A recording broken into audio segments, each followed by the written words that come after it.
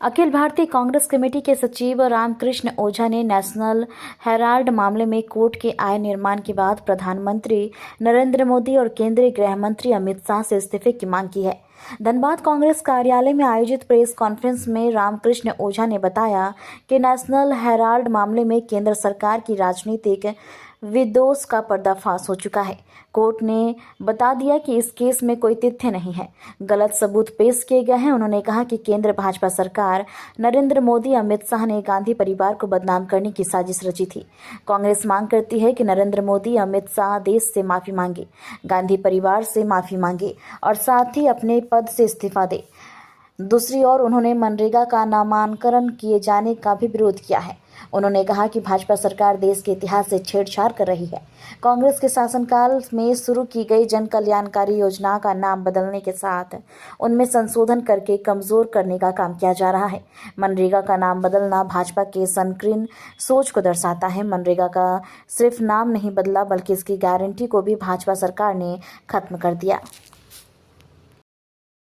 में उपस्थित है, जिस तरह से हेराल्ड केस के अंदर गांधी परिवार को बदनाम करने का काम इस भाजपा की सरकार ने किया है, मोदी जी ने किया है, अमित शाह जी ने किया है, उसका पर्दाफाश कोर्ट ने कर दिया है।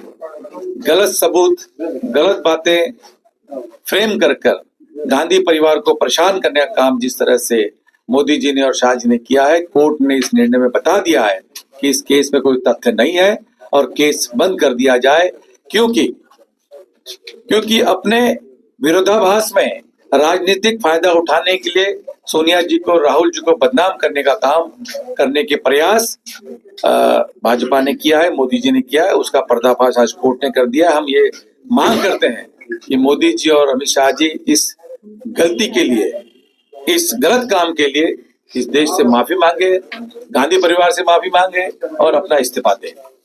दूसरी बात मैं कहना चाहता हूं कि जिस तरह से लोकसभा के अंदर में बहुत ही जल्दबाजी के अंदर में मनरेगा का जो विधेयक है, उन्होंने नया विधेयक लाके, नया कानून लाके पास करने का काम जो किया है, उसका हम निषेध करते हैं। कांग्रेस का पार्टी उसका पुरजोर विरोध करती है। जो मनरेगा जनता के लिए, जो मनरेगा गरीब जनता के लिए, जो मनरेगा गरीब मजदूरों के लिए एक रोजी रोटी चलाने का काम था, जिस व्यक्ति के पास काम नहीं है उसके लिए कानून बनाया गया था कि जो व्यक्ति काम नहीं है, जिसके पास वो काम की मांग करे और 15 दिन के अंदर कांग्रेस, भाजपा, केंद्र की सरकार उसको काम की व्यवस्था करे। उस व्यवस्था को पूरा करने के लिए मनरेगा का निर्माण किया गया था, जिसके अंदर 90% खर्च मनरेगा के माध्यम से केंद्र सरकार करना था और 10% करती थी, और जो 10% खर्चा है जो राज्य सरकारें करती थी, और जो मटेरियल लगता था, सामान लगता था, उसमें 75% खर्चा केंद्र सरकारें करती थी। इसको निर्णय लेने की जो पावर दिए गए थे, अधिकार दिया गया था कि कहाँ काम कराना है, कैसे काम करना है, ये परिवार अधिकार ग्राम सभा को दिया गया था।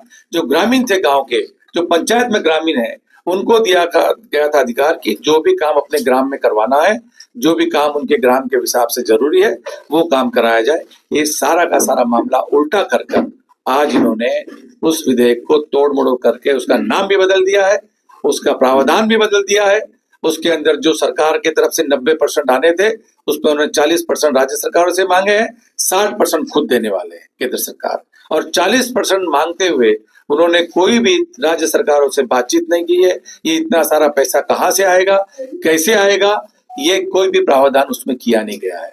ग्राम सभा के अधिकार निकाल दिए गए हैं। ग्राम सभा इसमें कोई भी अपने जो काम करने हैं वो करवा नहीं सकती है।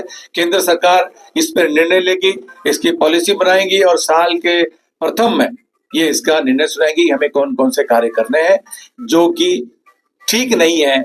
क्योंकि ये जो देश के अंदर जो कार्य होने हैं, गांव-गांव में जो काम होने हैं, जनता के जो काम आने, दिल्ली बैठकर ये काम नहीं हो सकते। उसके अधिकार ग्राम सभा को दिए गए थे। ये भी चीजें हम उसका पुरजोर विरोध करते हैं। इसमें तो अमेंडमेंट करके जो 100 से 125 दिन करना, वो भी तो एक बड़ा फायदा मिले। देखिए, 100 से 125 तो एक बहाना है। महात्मा गांधी जी का नाम हटाना भी मैं समझता हूँ एक बहाना है। असली खेल तो भ्रष्टाचार करना है, लोग से उनके अधिकार छीनना है। आप ये समझ लीजिए कि जब ग्राम सभा का अधिकार ही निकल गया, ग्राम सभा का अगर अधिकार ही निकल गया है तो काम कौन देगा? काम तो वो देंगे, और किसको देंगे, किस राज्य सरकार को देंगे, तो फैसला उनके हाथ में है। अगर राज्य सरकार के पास पूरा पैसा केंद्र सरकार देती है, काम देती है, तो राज्य सरकार है पूरा उसको पूरी तरह से क्रियान्वित करेगी। वो तो उनका बहाना है, ये सिर्फ बहाना है। हम ये भी कहते हैं कि महात्मा गांधी जी का नाम तो उनका है, उन्होंने इस चीज को, उनसे विरोध तो है ही उनका, उस नाम से उनको चिढ़ है, लेकिन उसके पीछे इस योजना को जनता के बीच से निकालना, जनता के अधिकार छीनना, जनता का जो अधिकार था कि वो काम मांग सकता है सरकार से, केंद्र सरकार उसको काम देना चाहिए, अधिकार दिया गया था, और प्रधानमंत्री मनमोहन सिंह जी ने और एनईसी की चेयरमैन सोनिया जी ने उस अधिकार को छीनने का काम इस देश से हुआ है, और जो कि बहुत ही निंदनीय है। कांग्रेस कोई आंदोलन देखिए, सरकार केंद्र में भाजपा की है। अभी 2 दिन पहले भी प्रियंका जी ने इस बात पर प्रेस कॉन्फ्रेंस ली थी, उन्होंने कहा था कि इस बारे में केंद्र सरकार उनकी सरकारों से बात करें। हम सचेत हैं, हम ये सरकार किसकी है? हमारे यहाँ आंदोलन करने से वहां आंदोलन का फायदा होना नहीं है। यहाँ तो पैरामिलिट्री फोर्स उन्होंने भेजनी चाहिए। यहाँ जब बातें हिंदुओं की करते हैं तो दूसरे देश में हिंदू कहीं सुरक्षित नहीं है, तो उसकी सुरक्षा की जवाबदारी इस देश के सरकार की है, इस देश के प्रधानमंत्री की है, इस देश के गृह मंत्री की है, इस देश की सरकारों की है। ये उनका काम है। हमने अपनी डिमांड रख दी है, 2 दिन पहले प्रेस कॉन्फ्रेंस रख के हमने बताया भी है कि ये चीज पे ध्यान दिया जाए। सर अपना मेरा नाम रामकिशन ओझा है, मैं राष्ट्रीय सचिव हूँ और गुजरात का प्रभारी हूँ।